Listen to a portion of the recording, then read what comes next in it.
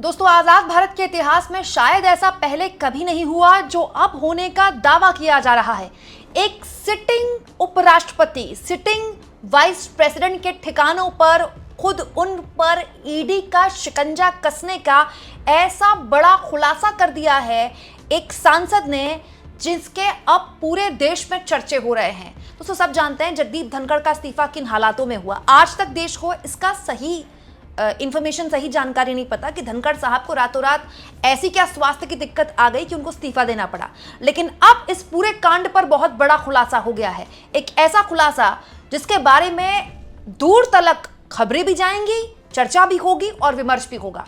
हुआ ये दोस्तों कि शिवसेना के सांसद संजय राउत की एक किताब है जिस पर उन्होंने बहुत बड़ा खुलासा कर दिया है कि सरकार जाने वाली थी। जी हां, मोदी सरकार के खिलाफ अविश्वास प्रस्ताव आने को था। जगदीप धनखड़ ने इस पर एक्शन लेने से मना कर दिया तो उनको बकायदा ईडी का डर दिखाकर कुर्सी से हटा दिया गया। दोस्तों, शिवसेना के सांसद संजय राउत की किताब है अनलाइकली पैराडाइज, जो कि ऐसा माना जा रहा है कि 23 मार्च को दिल्ली में उसका विमोचन होने वाला है और इस विमोचन वाले कार्यक्रम में राहुल गांधी भी मौजूद होंगे। दरअसल संजय राउत को जब जेल हुई थी, आपको याद होगा, करीब 100 दिन के आसपास वो जेल में रहे थे, तब उन्होंने किताब लिखी थी मराठी में। उसी किताब में कुछ पन्ने ऐड किए जा रहे हैं और उसको अब अंग्रेजी में छापा जा रहा है, मतलब कुछ चीजें उसमें ऐड की जा रही हैं। और इस किताब के इस एक हिस्से में संजय राउत ने बहुत ही विस्फोटक खुलासे कर दिए हैं। तो संजय राउत, जो कि शिवसेना के सांसद भी हैं और खुद को धनखड़ का थोड़ा करीबी भी बताते हैं, उन्होंने खुलासा कर दिया है कि दरअसल धनखड़ जो थे वो विपक्ष के लोगों के साथ बड़ी मीटिंग्स करने लगे थे, विपक्ष के लोगों के साथ बातचीत करने लगे थे। उसी बीच खबर आई कि सरकार के खिलाफ अविश्वास प्रस्ताव आने वाला है, नो कॉन्फिडेंस मोशन आने वाला है। दोस्तों, इस पर धनखड़ ने कोई भी एक्शन लेने से मना कर दिया। देखिए, इंडियन एक्सप्रेस की खबर है, द न्यू इंडियन एक्सप्रेस ने छापा है कि Dhankhar refuse to take action, then his property purchase file was open and he has told that money earn through this property was sent to US.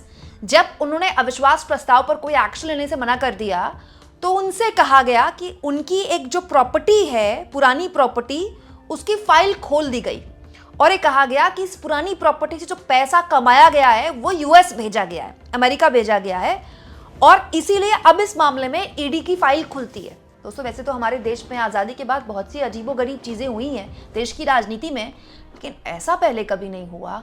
किसी ने अपनी किसी भी किताब में ऐसा दावा नहीं किया कि एक सिटिंग उपराष्ट्रपति को ईडी की फाइल की धमकी दी गई और ये कहा गया कि उनकी फलानी प्रॉपर्टी की अगर फाइल खुल गई तो ईडी का केस उन पर लग जाएगा, और जिसके बाद आनन फानन में जगदीप धनखड़ को इस्तीफा देना पड़ा। एक तरह से ये जो किताब है वो कह रही है कि जगदीप धनखड़ को कंपेल किया गया कि वो इस्तीफा दें। और तो और दोस्तों, इस आर्टिकल में तो ये भी दावा किया गया है कि उस किताब में लिखा है कि जो पूर्व मुख्य चुनाव आयुक्त थे अशोक लवासा, दोस्तों अशोक लवासा बहुत ही जानकार और बहुत ईमानदार चुनाव आयुक्त माने जाते थे, उन्होंने तुरंत इस्तीफा दिया था, अचानक से इस्तीफा दिया था। दोस्तों, अशोक लवासा को लेकर भी इसमें खुलासा किया गया है कि अशोक लवासा को भी ईडी का डर दिखाया गया था। दोस्तों, अशोक लवासा के बाद ही राजीव कुमार मुख्य चुनाव आयुक्त बने थे, ठीक है, और उसके बाद ज्ञानेश कुमार बने थे।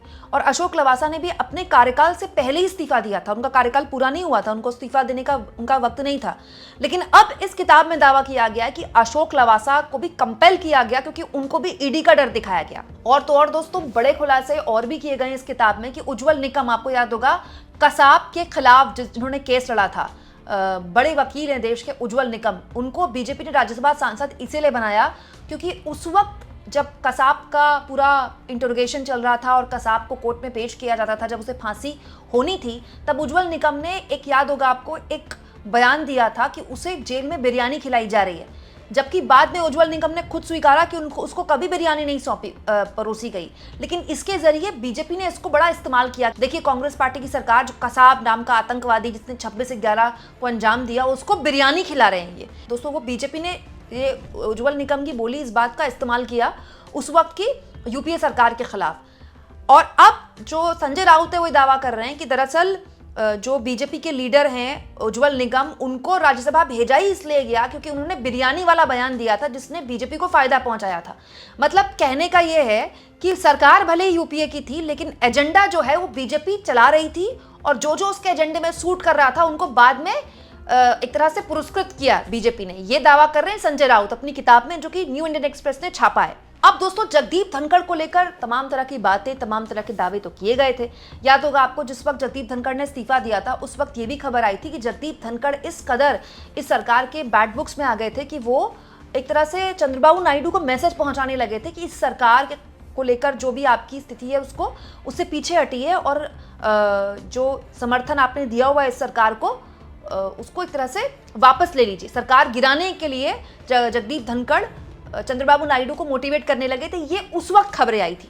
लेकिन अब इससे बिल्कुल उलट खबर है कि जगदीप धनखड़ ने अविश्वास प्रस्ताव पर, जो सरकार के खिलाफ संभावित तौर पर आने वाला था, उस पर कोई एक्शन नहीं लिया।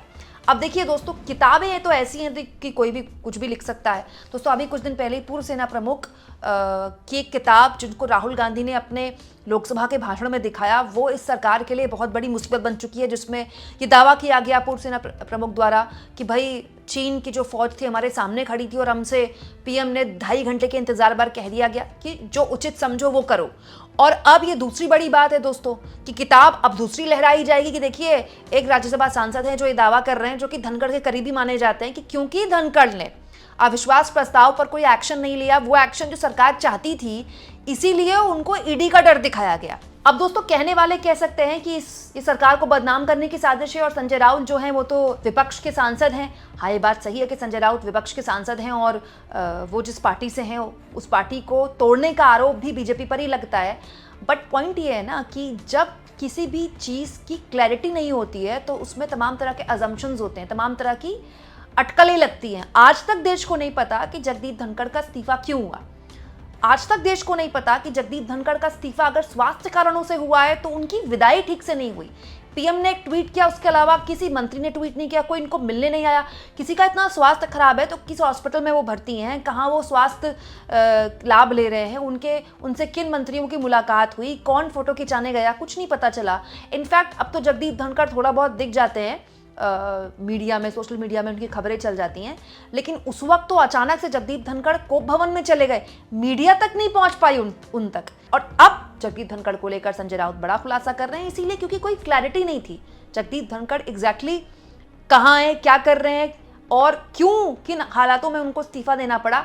जब क्लैरिटी नहीं है तो हर कोई अपनी अटकलों पर बात करेगा। लेकिन ये बड़ा दिलचस्प है दोस्तों कि जगदीप धनखड़ आखिर इस सरकार के इतने खिलाफ कैसे हो गए, सीट पे बैठकर वीपी बनते हुए, कि वो सरकार के खिलाफ अविश्वास प्रस्ताव को लेकर नानुकुर करने लगे। अच्छा, ये भी दिलचस्प है कि क्या अविश्वास प्रस्ताव इतना सीरियस था कि ये सरकार गिर सकती थी? क्योंकि दोस्तों, ये तो अपने आप में सवाल है कि अविश्वास प्रस्ताव को लेकर बार बार ये बात बोली जाती है कि ये सरकार के पास सारी सीटें हैं, तो क्या सरकार को ये इल्म हो गया था कि अगर अविश्वास प्रस्ताव आया तो उस पर खतरा मंडरा सकता है, इसलिए जगदीप धनखड़ का इस्तीफा ले लिया गया? दोस्तों, आप इस मुद्दे पर क्या सोचते हैं? कमेंट बॉक्स में जरूर लिखें, और जितना हो सके चैनल को शेयर भी करें और सब्सक्राइब।